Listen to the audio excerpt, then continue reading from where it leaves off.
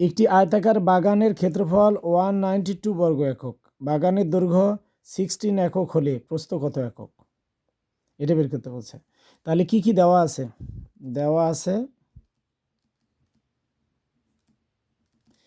আছে হলো কি, দৈর্ঘ্য কত? 16 একক। তাহলে সুতরাং প্রস্থ কত সেটা বের করতে বলছে। প্রস্থ কত? তাহলে আমরা জানি ক্ষেত্রফল সমান কত হবে? আয়তাকার বাগানের ক্ষেত্রফল সমান দৈর্ঘ্য গুণ কি? গুণ প্রস্থ। তাহলে এখান থেকে কিসের মান বের করতে বলছে? প্রস্থ বের করতে বলছে। প্রস্থ সমান কত হবে? ক্ষেত্রফল ভাগ দৈর্ঘ্য।